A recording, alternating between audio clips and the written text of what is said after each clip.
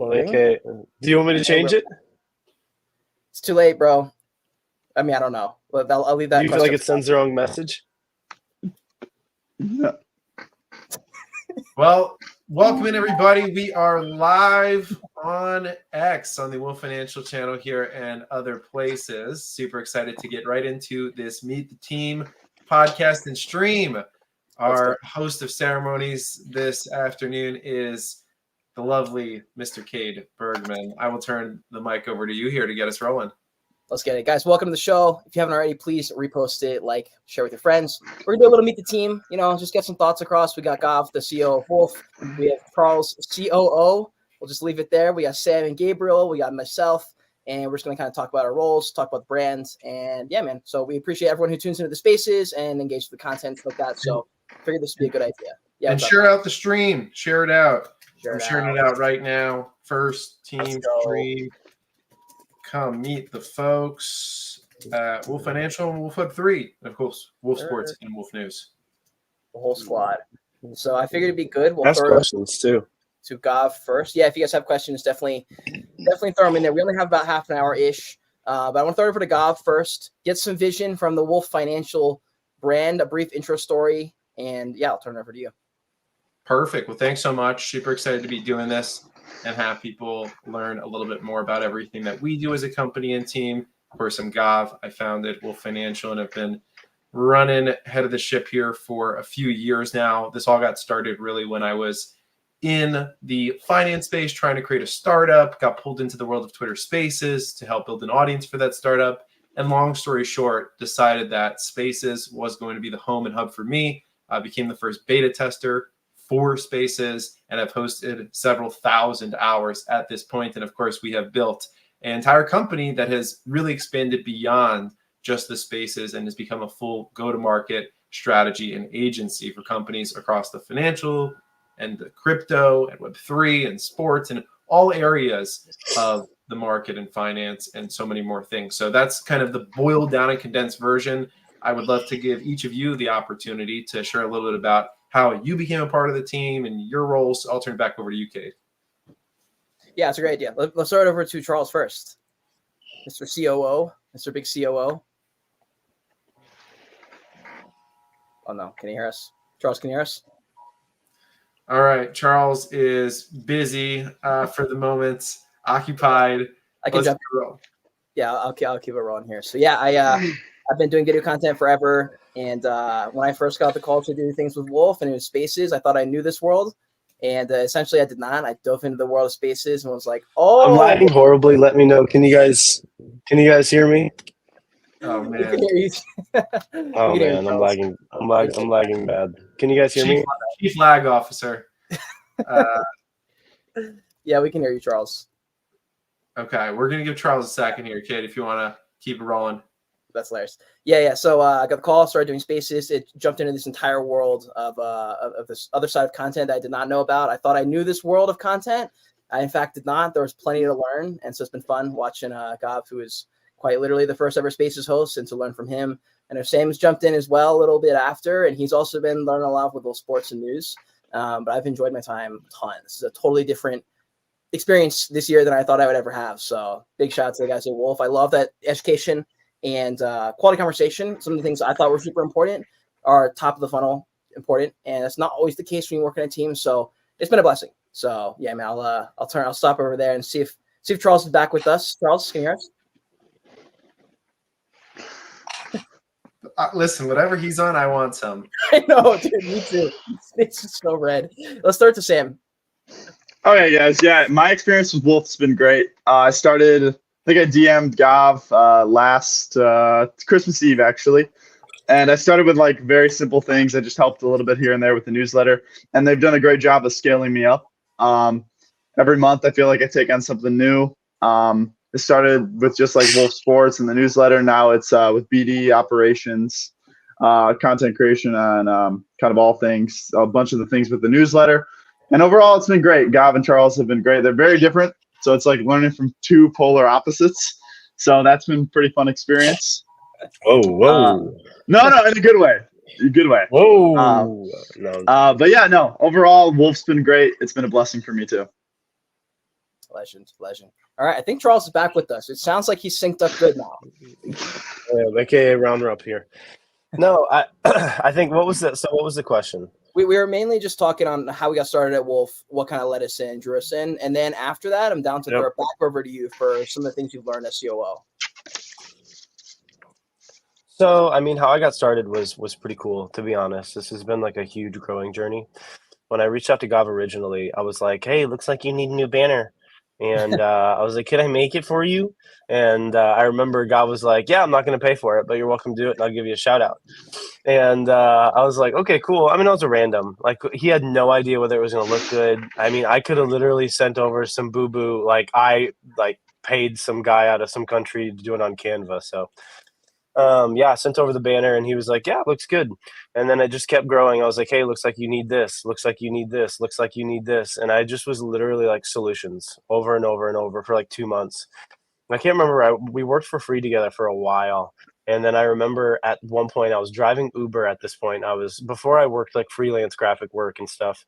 And I remember I was like praying and God was like, "Okay, this is your last day driving Uber." And I was like, "Oh man, but what are we going to do?" And I remember I talked to Gav that day and I was like, "Hey, I think I want to work at Wolf." And Gav was like, "Okay, cool. I'll pay you for 2 months." He paid me for 2 months up front and I like pooped my pants. I was like, "Oh my God." Like, yeah. So it was like a crazy moment in my life. And it was like so rewarding at the same time because I had worked really hard for nothing. And even he tried to trade me in ways and he was like, "I'll give you shout outs. I'll give you this." And I was like, "I don't want any of that stuff." And I didn't, I just wanted to do it just to give, which is like super rare because people are really transactional in life. Like people, they will give like the 2 ounces and be like, "Hey, where's my 2 ounces?" Like it's very rare to find somebody who's willing to just put out and not like expect back. And so I wanted to do that. And it's paid dividends, not just in a business relationship, but in a relationship with someone I appreciate. So yeah, that's the start. Right on, Oh, bro. yeah. I will say just on that, because I remember it very vividly. I really liked how Charles put it to me because I think you were driving, you were doing some freelance work.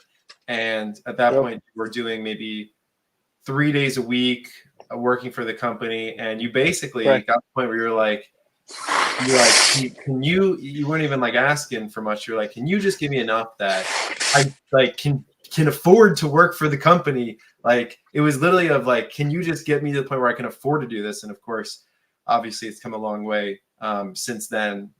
He was head designer for all of about 3 weeks and then shifted over into COO. Let's go. Love it. Yeah, we'll dive a little bit more into some of the stuff that you've been doing as well, Charles. But I want to throw it over to Gabriel, get some of his thoughts, his experience at Wolf, how he got started. Gabriel's in the house. What's up, guys? Mr. Sexy around here. Yeah, I'm outside. You might hear a lawnmower at times, but yeah, really excited to be doing this stream. My experience with Wolf was I got into a space in the early days when they were talking about Bitcoin mining or other things. I just started like making a bunch of comments, speaking my mind about certain things said on the space. Eventually, I got into the DMs. Then I got introed to the guys. He slid in. Hey, I like to do this. Not just when y'all are on spaces. This is like what I like to think about, what I like to talk about. Been doing like blockchain stuff, but I'm mainly into Bitcoin or proof of work networks, and I guess even AI too for like a few years. So I just like doing all that. My roles and responsibilities kind of taken over like the operations part of the Wolf Web 3 account in terms of like making sure the spaces are filled and syncing up with Cade, making sure he gets everything that he needs done. And yeah, just really looking forward to continuing to work and do this kind of stuff. I enjoy it. It's fun. And yeah, just like talking, learning. Never thought I'd be a content guy, but this is really cool. So yeah. Yeah, I was gonna say one of the biggest from this role for me is the what's the word I'm looking for? The just random skills I've been able to grow and just on a personal level. And also seeing Gabriel go from not doing any of the spaces to me being like, "Yo, can you help in with the Bitcoin space a little bit?" About 10 times more than I do, more than even Charles does, even though he spent half his last year learning about Bitcoin as well. And he jumps in. Now he helps host a lot of those spaces.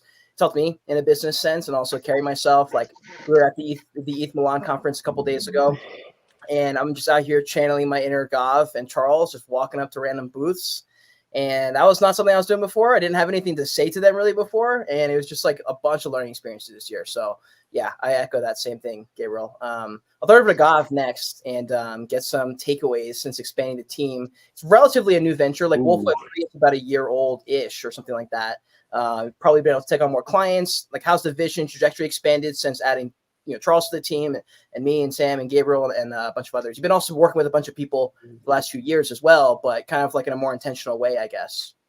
Yeah. Who's your favorite too? Oh man, my favorite. Shout outs to all of you. And classic dad. I will say it's definitely very different. The first couple of years of Wolf, it really was just me by myself, but of course, that allows you to do, so much less, right, than when you have a team put together, and especially when you have people that you can rely on, where you're not having to double do the work. And I think that that's something that we've all maybe run into with people that we work with, where you have somebody that's working with you for you, but a lot of times you have to double check things before they actually go out. You have to get in that mindset of, if you want it done right, do it yourself. And it's really relieving to be able to have a team that comes in that takes that mindset away and allows you to instead actually accomplish so much more than I possibly could have done myself. So like you said, first it was just me. Then we had our wonderful virtual assistant, Joyce, popping in. Shout out, Joyce. You guys have my favorite. Favorite's got to be Joyce. Joyce and Lawrence, tag team. The OGs back in the day. Shout out. They're doing amazing stuff. Glad I got to meet them in person in the Philippines. And then, of course, Charles came in, and Charles has been massive for the team.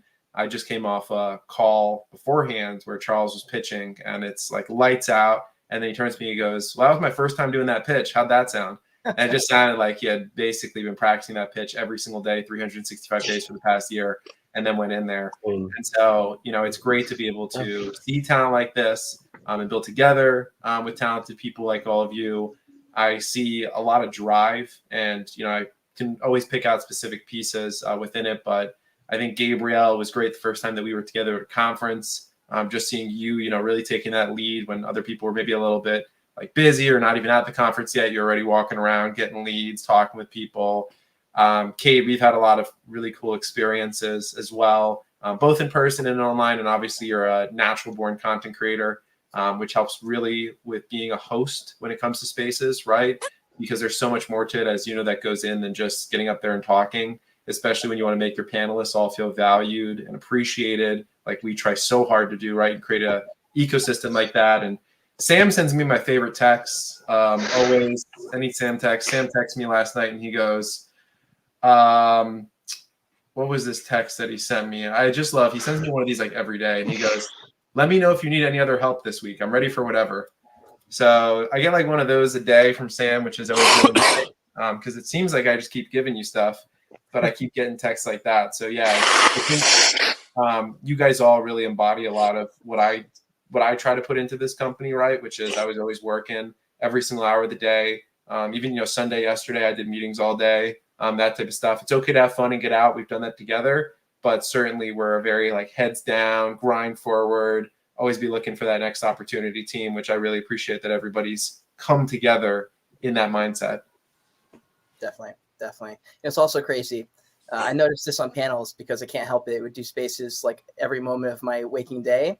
So like anytime there's any sort of panel setting, whether it's informal or formal, I'm just like, my brain is just going off. I'm like, bro, like you have not even asked that person a question in 8 minutes. Like, how's this possible? Or, just wow. Bro, we've been around the whole panel like twice now. We're 14 minutes into the space. Like we're pros at this. No, but let me go over to Sam. You jumped in a lot of the behind the scenes stuff, and now you're holding the helm at Wolf Sports and Wolf News, both of which are doing pretty crazy stuff. So I'd like to get some of your perspective on that and some of the things you've learned, because you've been doing it a few months. I've been in Wolf a few months, and I can tell you I've learned an enormous amount of stuff. So. Oh, I will say with Wolf News and Wolf Sports, like I wouldn't keep track of any of like Wolf News. I would not know anything that's going on in like the political world if it wasn't for Wolf News. So it's been kind of a learning curve. So like, not only do I have to do my research, but when I get in the space, like people call, like with Wolf News especially, I just get called on and I have to go. Either I have to ask someone questions. So it was kind of just like thrown in the deep end. Wolf Sports was a little different because I had like background, like I knew sports.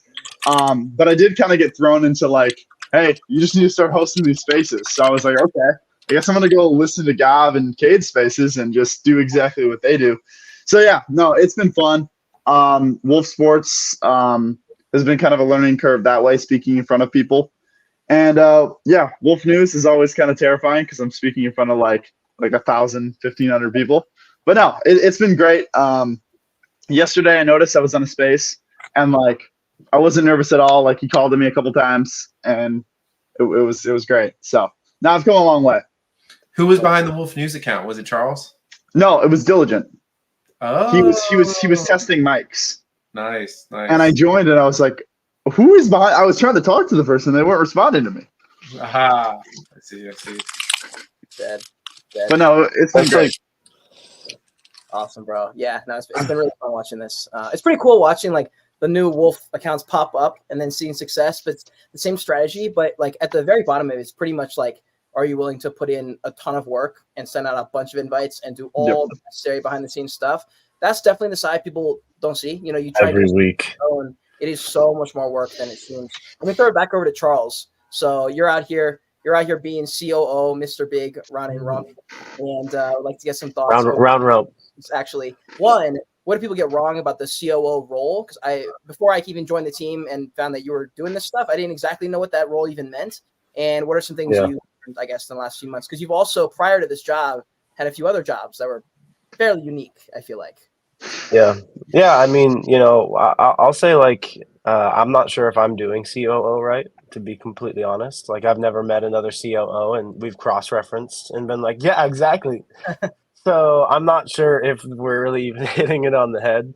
But I'll say, you know, from a responsibility standpoint, what the title really looks like is granular minutia and systems and processes for roles, and then training it up and exiting. And like, can you go into a department and understand instinctively what it needs to run, what personnel it needs to run, what automations, what programs, what processes? Can you put all of those in place, then put the people there, train them to do it, and then leave? And then just have checks and balances to make sure that they're excellent at what they do. And that's really the entirety of the role. It's like a role of duplication. You move into a position, you learn how to do it yourself, you teach somebody else, and then you leave. Which is cool, you know, like it's kind of unique. You create something you really, really love, and then you let go of it.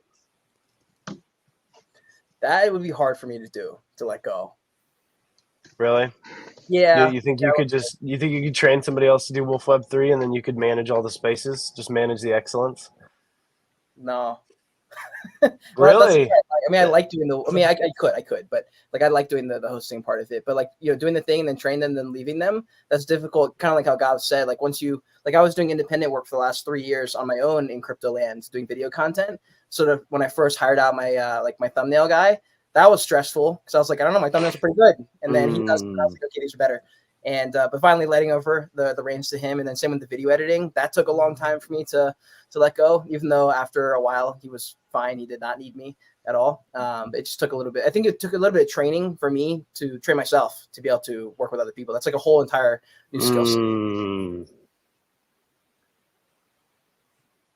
I thought Charles. Do you think I was going to say? I was going to, but I didn't interrupt you. No, Charles were nodding, and they were ready to jump in, and they both just sat there.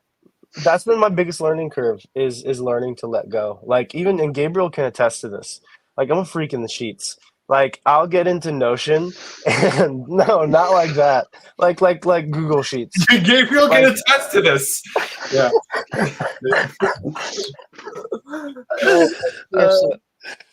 No, yeah. Sorry, that's not what I meant. But I'll be in Notion and I'll granular minutia. Like I will be like, Gabriel, we have to retitle it. It has to be perfect. The icons have to be custom found, and they have to match the same color profile and line thickness as the other icons. And this is like completely like, this would be like bedazzling your shoes. And I'm like, dude, that jewel is 1/4 of an inch off on your bedazzled tongue on your shoes. And so, no, wait, Gabriel, why are you looking at me like that? This is the part where you agree in front of everybody. Yeah, no, I don't know why I would be suspicious of this conversation. Like, I don't know. No, just joking. Is it because I said the freak of the sheets thing? Yeah, I mean, yeah, no, that. My bad. No, you're good, you're good. Yeah, no, I get it. A little Like, sus, a little sus on my part. yeah, it's all good. Yeah, no, but yeah, I hear where you're coming from with the Notion thing. Just trying to get as much done as we can too. Learning how to Yeah. learn is like the most important thing. The derivative of your like speed is real good. So you gotta learn how Mm. to learn. That's what I'm trying to do. Well, If that plus like, for me, I would try it and I do my best to when I had a new thing, not to take on this pessimistic view of like I got to do this thing now, like I got to learn Asana, like I got to learn Obsidian, I got to like understand these things. But in my head, I was like, what That's so if interesting. some other guy's like, yo, man, I like try and do this, and like I have no idea how to use Asana, and I'm sitting there like, let's go. I know how to use Asana. I'm like, I already know how to use Notion. Like that stuff is good. Like the Alex Ramones says it all the time. If you stack skills, you'll pretty much be, you'll be good. I remember making Charles learn Notion. Throwback. That's true. I said I didn't want to, and it's by far my favorite thing I've ever learned, hands down in this business. I did not know how to that. use Notion. There's a time, Charles, where you had no idea what was going on in Notion. I pushed back for a while. I told Gav, I was like, "Oh, let's use Asana. Let's like get it." And he was like, "I don't know. I really want to use Notion." And I was like, "I don't know." But after, dude, it's if your business is unique like ours and doesn't have a typical like client resolution process, like you should be using Notion. Interesting. I love Notion. Yeah. I don't mind it. I like it. It took me a while. Same with Telegram. It took me a while to get used to the new platform. And by the way, we are not restricted on time. So we still, I figured we'll still run into the half hour. I have like one or two more questions still. Did anyone else want to jump in on this last point, by the way?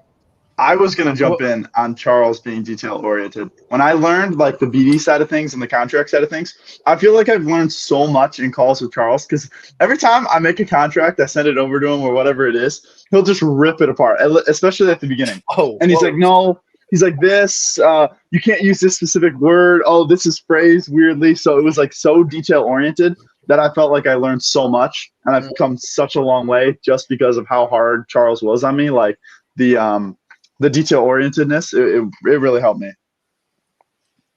Yeah, I'd agree. Similar experience, but in a good way. Like if you're someone who's got a chip on the shoulder type of mentality, ready to learn and wanting to get better, that type of training is the way to go. Because you're like, you don't know any better. Like you send the message and you're like, oh, this is good. And then you get hit with of like, who sent this message? And you're like, oh, God. No, screenshot it in the chat. Yeah, I always notice those. So I'm like, oh, no. No, that's the way. We really appreciate that. Like, at least myself, I've appreciated it. I like learning that way. That's just the way to go for me. But anyways, let's jump over. I see Corn Cob left a comment here. Just wanted to step in and ask what's the hat Kay is wearing. These are glasses. These are my go-to sunglasses. They're real and they're one of a kind. They're the reason I got hired here at Wolf. Let me throw it over to back to Goff, and then I'd like to get everyone's thoughts on this. If we have time, maybe we'll finish with like one tip that we've got for even hosting spaces. I feel like everyone here has done a fair bit of hosting space now at this point, some more than others for sure. But I do want to hit a little bit on the conferences. We've been able to go to a ton of conferences together. Big win for me, I think, just as far as like connecting on a team level. That's something I guess I took it, I guess. I was kind of like, yeah, if you get to hang out with them in person, cool. If not, cool. I don't believe that anymore. Like that is not the case. If you can hang out in person, you 1000% should. But want to get some thoughts over. Maybe I'll start from Gav on strategy moving forward. Thoughts on doing the conferences. We've gone to some now international, like Charles and Gabriel and Sam were in Singapore recently. I think we're going to Permissionless in a couple of weeks here. Thoughts on highest ROI strategy for going to some of these conferences, and I don't know, maybe things that people can learn and pick up from if they're going to conferences themselves or with their team. For sure. The conference strategy has definitely changed as we've grown as a team. But I was always going to conferences really from the start. That's where I was meeting people in person and starting to develop these relationships. The first conferences that I went to were Art Basel of 2021, I want to say, in regards to the crypto scene. That's when I started going to them. And, that was my first time meeting a few of my friends that I had started hosting a bunch of spaces with on Twitter for the first time. And so that was a great experience to start talking with them and building those relationships. And since then, I've done a bunch of conferences, a lot of Bitcoin conferences, a lot of Art Basels, a lot of others along those lines. We ended up really doing our first team one at, I believe it was Consensus earlier this year in Texas. And that was a great time because that was the first time that I think most of us were able to actually meet in person and get a Airbnb together and actually spend time in person. And, there's a lot of conversation that we're able to have. And of course, we can always talk about anything over Zoom, but you just get more comfortable when you're in person, and you just have more time sometimes, and things come to mind, and it's just a little quicker and faster. There's definitely benefits. Like if we were all working out of an office every day, right? I think that would be cool. But I also want people to have, I'm moving to Puerto Rico in 5 weeks, and I want people to have that type of flexibility in their lives, just like I want it. I think you guys value it as well, for your families and things along those lines. So a lot of good stuff in that area. But yes, now for conferences, we've been doing media rooms, we've been doing interviews, we've been doing content. Of course, we go around and we talk with people, we get clients. I think we have a better follow-up system. We're better at cataloging things. It's very different than it was in the beginning, but it's just like anything, right? It's a learning curve and process. But I think that there's real value, right, for us. Like at some point, we'll probably do a team offsite and do something along those lines. But the conferences are really nice, like pseudo offsites in the meantime, where they allow us to spend time together. So excited for the next one coming up here in just about we're leaving for that in a week. Yeah, next Tuesday. Like just recovering from Singapore. Dude. Like got so sick. Back into the mix. Yeah, Charles, do you want to give any thoughts on the conferences? I feel like the interview room is a cool idea that a lot of people want to do. You want to go to the conferences, you want to interview some people. We kind of took that, injected like all the steroids, and said we're going hard on this. Interviewed like 1 million people. So maybe get some of your thoughts on that. And as far as strategy, is that a good use of everyone's time? Like, what's the right way to kind of go about that? I mean, it depends on what your goals are as a company, I guess. As an individual, I don't know if you're a content creator, maybe. To be honest, like for us, there's two main initiatives when you go to a conference. One is aligning and partnering with companies that are going to be good for one, your bottom dollar, but more important, the outcomes, because you want low churn. So you don't want to partner with companies that just want to give you money. You want to partner with companies that you can produce good outcomes for, because those are long-term relationships. Like just because they're willing to give you $1 does not mean that they'll rebook, and that's not necessarily a good thing. And then two is one, we're a content house. So like, to be honest, it's kind of a double win. Like when you bring, the CEO of BlackRock or something come in, he didn't, but if we did, if we're able to sit down with him for 45 minutes and get a face-to-face relationship because he's getting an interview and, we have distribution that matches their company's desires, like it's a huge W, because now you have a relationship with a CEO that you would never have a relationship with if you were trying to just seek business. So, I mean, from a standpoint where you're trying to leverage high-level relationships, the content house is kind of like the secret weapon, where you can get like really big names that wouldn't give you the time of day, and they pass you to a BD department right away. They're like, hey, this, I'm reaching out. They're like, oh, here's my BD, here's my executive assistant. This is her gerbil. Talk to him. So no, if you want to talk to the CEO and stuff, like they want that FaceTime. And so I think it's worth it from that point alone. If the distribution is like okay for you and you're not even getting that many impressions, like that's fine. As long as you're getting to know a lot of these main CEOs, those are the people that are decision makers. And if you get yeses from them, everybody else falls in line. So I think it's worth it. Yeah. And you guys have interviewed, we've had some pretty crazy guests, like the CEO of Rumble. I know Gabriel's a big Bitcoin guy, so to be able to interview some of the big Bitcoin mining companies was pretty cool. You both heard of Gabriel, Dennis, on the interviews, as well as you were also on the ground floor with me, helping get the vlog done. I'll throw it over to you. Absolutely, yeah. Bitcoin Nashville was the first time I did interviews. Then I did some in Singapore. I really enjoy it because you get to sit down with really smart people and ask them questions that you would be eager to ask them about. So then you're learning a lot. They're enjoying it because they're getting to talk about what they do in their company. And so I think it's great all the way around. And then the second order effect is other people get to watch it and learn from it. So it's a value add all the way around. I think conferences are awesome. I mean, for me, I'm always so curious as to what companies do. So I just love approaching booths or seeing people that I've seen on Spaces, then seeing them in person and saying what's up and figuring out what their companies do and talking to them about that. It's really cool.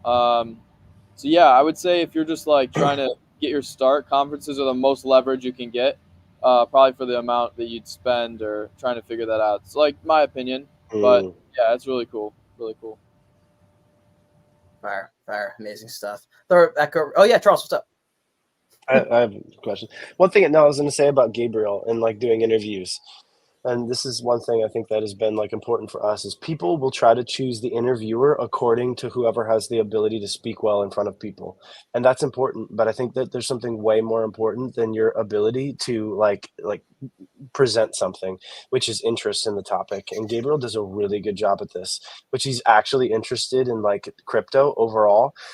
And so am I, but not to the minutia that he is. He's like extremely detailed. So if somebody's going to do interviews, like you need somebody who's interested in the topics, not somebody who's a pretty face. Like we've seen people that just show up in their pretty faces. Dude, the conversation is straight up empty, bro. It's just like, oh my gosh, like this is so cool. Like, wow, you guys are blowing my pants off right now.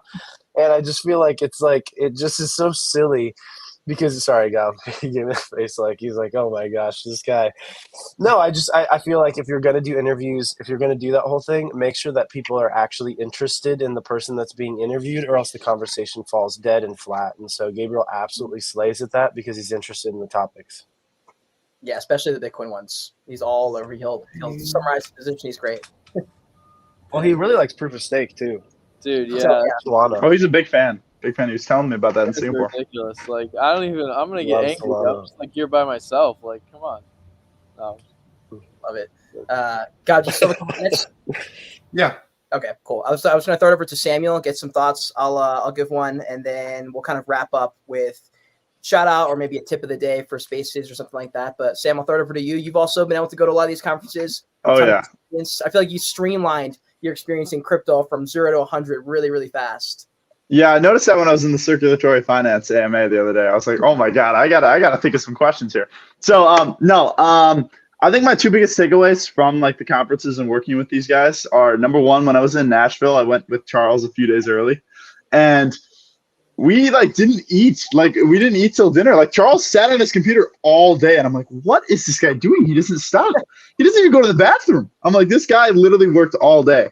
So that was my biggest takeaway. I was like, these guys like really work. So like I gotta get up to speed. The other one was, it wasn't a conference, but when I went with Gav to Indiana, it was the same thing. Like I get there at like 11, and Gav was on his computer and phone all day until like 4 when we ate lunch. I was like, wow, like you guys really don't stop working. So I was like, I got to get up to speed and kind of model what they do.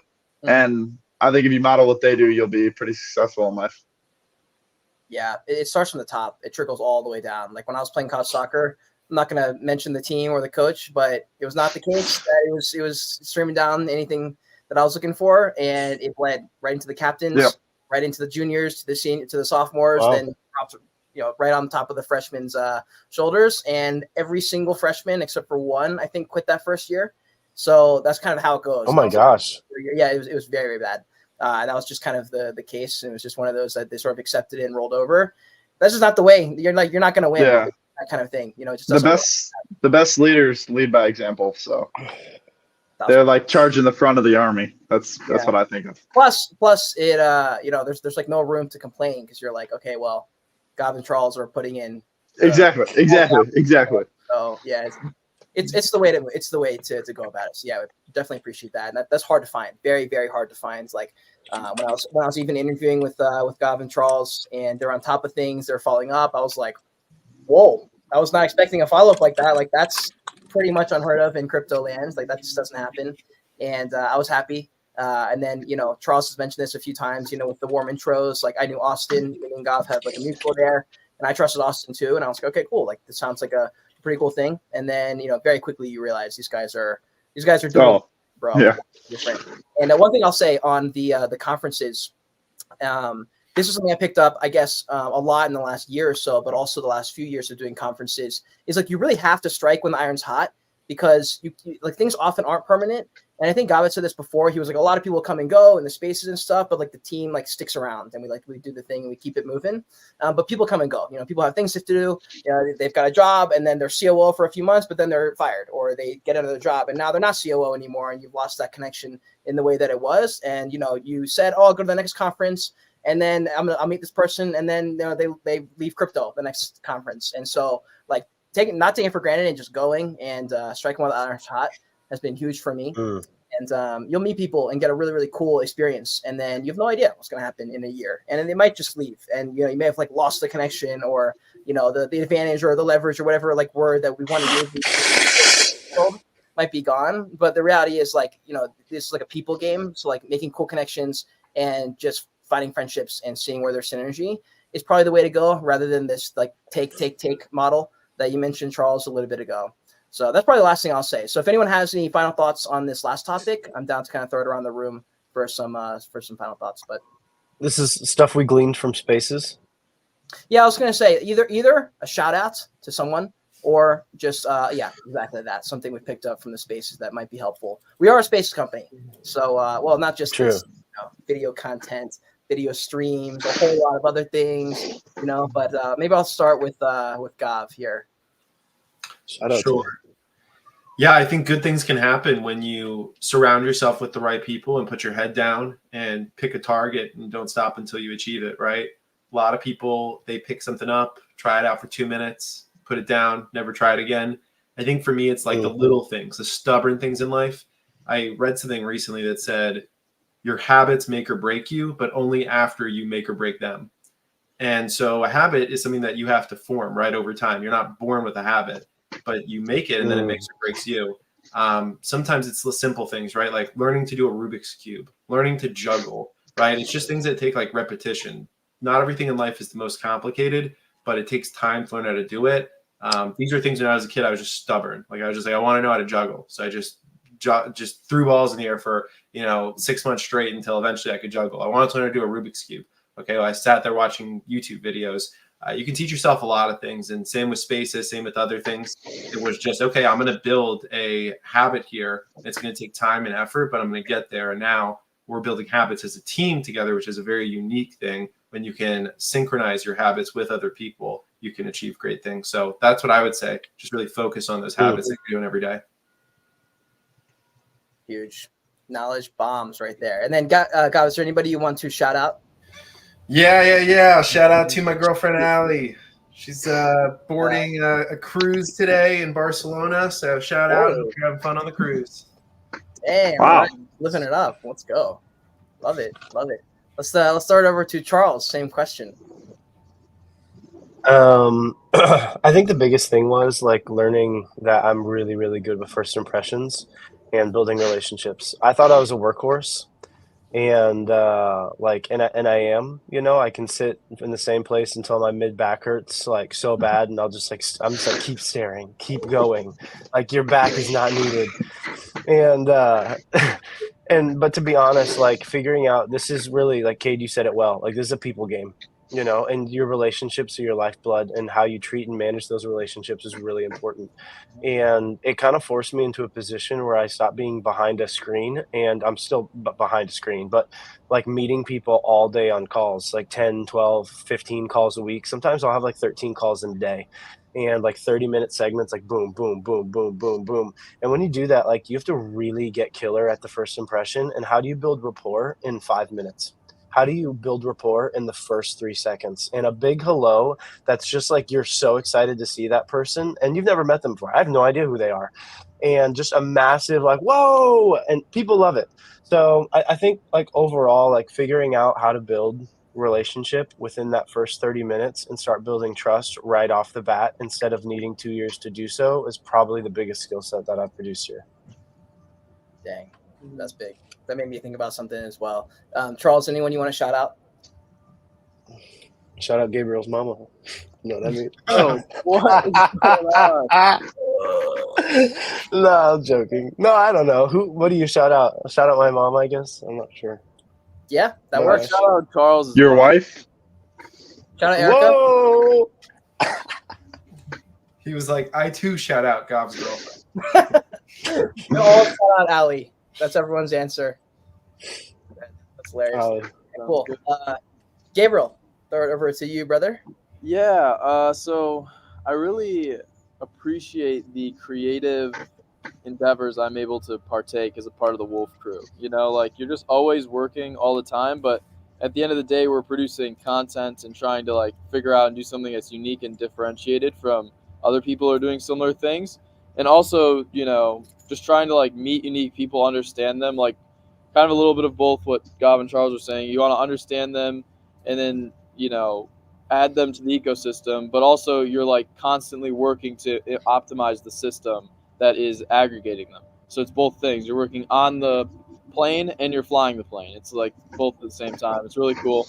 I enjoy it. And yeah, shout out Charles's mom. That's what I'll say. Oh yeah. Whoa! Lovely Yeah. lady. Oh boy. Oh boy. Samuel. I'll say I guess the final thought is what I'm so impressed with Wolf and Charles, or I guess Goff. I keep calling him Wolf, but no, it's the fact that they believe in you. So they'll either one of them will send me something and, hey, I need you to do this, this, and this, and it's like, I don't know how to do this, but I guess I'm gonna figure it out because they think I can do it. So then I definitely can do it. So it's kind of like they believe in you so much that it's like, okay, I know I can do it. So that's kind of been my biggest takeaway. Huge. Yeah, I'll echo that as well. Anybody want to shout out? I guess my mom. There you go. Ooh, the mothers. It's a day for the mothers. Shout out your true love, pasta. Oh, yeah. It's all that he eats. Bananas. You know what? I went in Singapore. All we ate was soup, lamb. I had shark fin soup with Gabriel. I had crab. You guys Yeah. are feeding Sam the strangest things he's ever seen. Gabriel was They feeding were me some not weird that things. strange. Sam was like, we have to go to this Not place. that And then he's strange. like, oh, wow, this menu's crazy. I'm like, we getting real crazy with it. Doing the crazy stuff because, gotta do it. Yeah, I'd say for Sam, I'm glad that you feel that way. I think for me, before going into the startup world, I worked at other firms, worked at Goldman, worked at Versa, and had good experiences for sure and learned a lot. But the number one thing that I always felt was I never felt like people were trying to even recognize my full potential. Never felt like they were even giving me the opportunity to get there, right? Maybe it wasn't giving me enough work, maybe not trusting me with higher up things, stuff like that, right? There was good basics and foundations, but there wasn't that next level opportunity. And so I'm glad that you do feel that way because that's what we try to do here is just give people opportunity to do more and more and more. And the ones that take it, that's what I love to see. Absolutely. Yeah. No. I agree. Can I say one last thing too? Of course. This is like business ethos. When you go into a business, and this is something that I had to learn, coming into this business, which we are really good about producing 8, 9s, and 10s. We do really tough about producing 3s, 4s, and 5s. And the reason why is because when somebody comes in, we just keep giving them stuff, and you find out exactly what they're capable of. And I slow roll it, Gav will fast roll it. So I'll be like, okay, maybe let's just let's spoon feed them slow, let's not overwhelm them. And he'll be like, and I remember he told me this story where he was working at a place and God was like, after I left the place, I remember thinking what did I even get from this? What was the reward? And then he was like, after I worked at Goldman Sachs, he's like, the difficulty that in the hazing almost that I went through, not saying we're hazing, but he just said there was just so much rigor. He's like, the reward that I felt after when I kind of rose to the bar made me feel like it was really worth it. And that was something coming in I had to learn. And because I was like, let's make sure everybody feels comfortable. And it's not really making sure people feel comfortable. It's making people uncomfortable. And there's a quote and it says, leadership is making people as uncomfortable as you possibly can to the point that they don't break. And I think that is the win condition to producing more than what people expected out of themselves is being willing to just put coals on the fire and where people are like, oh my gosh, this is getting heavy. And people start to grow. They grow under that pressure. And I think for us, seeing all of you guys, you're very, very, very high level and your capacity to do a lot has really grown. And so that's something that we've done really well is just producing 8, 9s, and 10s nonstop. And the ones that aren't have a tough time. They don't operate too well. Yeah, great point there. Yeah, I remember that actually. I think Gav had told that story. I'll finish off with this kind of in a similar nature to what you guys have been saying. One thing that Charles hammered in my head, we worked very closely together for a very long time. So Samuel, I definitely got the Charles treatment, and Oh yeah. It's great though. Is the thing. Am I harsh? No. Right word. You ain't straight. No, you're it's very detail oriented. So it's going from Gav, which is it's almost very opposite teaching styles. So going from Gav to you, it's we're looking at pixels, and it's good because I learned a lot and now I'm detail oriented. So when someone else sends me something, hey, I'm gonna post this, it's no, Charles wouldn't like that. So I almost have Charles as my conscious in my head. Like anytime I'm thinking Oh, about no. posting something or like writing something, I'm like, no, I don't think that would look good. That implies this. So no, I don't think it's harsh at all. It's just like it's just like tough and it's good, like a good tough. Uh-oh. It changes the like the Uh-oh. bottom line of what you're. Oh no, Yeah. Gabriel, off the chat. It changes like the bottom line for what you're willing to accept from yourself from here on. Like Yeah. there was a bar that you were at, and then you work with Gav, you work with Charles. You're like, oh no, the bar's much higher actually. But then like once you're doing that for a while, it starts to change internally what you're willing to accept, and it's impossible to go back to because now you're like, oh wait, if I start accepting what I was before, I know for a fact that's less than I can offer, and I just like don't want to do it, and that's the case here. And there's no way to ignore. I mean, you could ignore it, but like not if you're trying to get better and level up internally. It just doesn't work like that. And so for me, like a lot of the things I learned with Charles was definitely the details and those kind of things. And with Gav, just like raising your bar of what you can do and what you're willing to accept, but also like leveling up internally and then like letting that shine, like trying to be a better person for the sake of being a better person because that's what's right to do. And letting that shine through and having your authenticity, leading with like love and energy. Like I'll never forget when we were at Consensus and me and Gabriel were like, dude, Chris Williamson is right over there. That's that big podcast. So Yeah. I was like, who? We're like, this guy. And he's like, okay, yeah, come with me. And we just marched right over to him and just like sticks his hand out. Like it was the craziest interaction. And we met the guy. Like I think we exchanged contacts or something like that. And then we just walked away. And I think Sam was also there. And we were just I wasn't there, but I wrote a thread about him, and Gav's like, "Oh yeah, I met him the other day." I was like, "What? Yeah. Like what?" It was very cool. And then same thing, like Charles, we were, I think it may have been the same conference, same event at Karate Combat. But Mike Malak, he's one of the main commentators of this thing. I've seen him online forever. He's just like 6 feet away in the VIP section with us. And I'm standing next to Charles, and I'm like hoping Charles doesn't see him because I know I've brought him up, and I know Charles is going to make me go talk to him. And I was like, I don't know if you remember this, Charles, but I was like, he goes, that's Mike, right? And I was like, no, maybe. And you were like, you should go talk to him. And I was like, no, dude, like, I don't want to bother him. You're like, no, you should go talk. Like, why would you not talk to him? Like, putting all this pressure. And I was like, okay, fine. And I made my way over, ended up meeting, I forget what his, I'm going to blank on his name, the German videographer that does all the work with Logan Paul and all them. And then Mike walked over naturally to us, and I got to meet him. And it just happened because I walked over. So, yeah, man, it's been a crazy, crazy year for me. I feel like I've worked 12 jobs in one. Same. Dude, that's just how it goes. Leave from the top, it trickles down. So, yeah, if anyone, and I'll shout out my mother as well. I'll shout out the moms. I'll shout out my dad as well. Come on, man. Yeah, it's out to all the parents. Does anyone have any final thoughts before we close off? I think you guys nailed it. I'm proud of y'all. No. Excited to keep going with this and with the community. It'd be cool to get community members on this. It would be. Get people on it and be like, what's your experience, yada, yada, yada, externally. I think that could be some fun back and forth. I know that we have a penny stocks question, so that was Oh, God. Shout out. Appreciate those coming in. Yeah, it's time to shill. We're going to enter the shill section, guys. We're going to transition into a new podcast stream. I'm kidding. Hopefully, we'll do a lot more video streams. But yeah, Goff, Sam, Charles, Gabriel, appreciate you guys making some time. And Thank you, everyone. Just share some thoughts about the Wolf team. So, guys, please repost or reshare wherever platform you're on the video stream. We'll see you guys later. We have spaces and streams every single day here on all the Wolf platforms. We'll see you all later. Take care. Thanks, everybody. And end stream.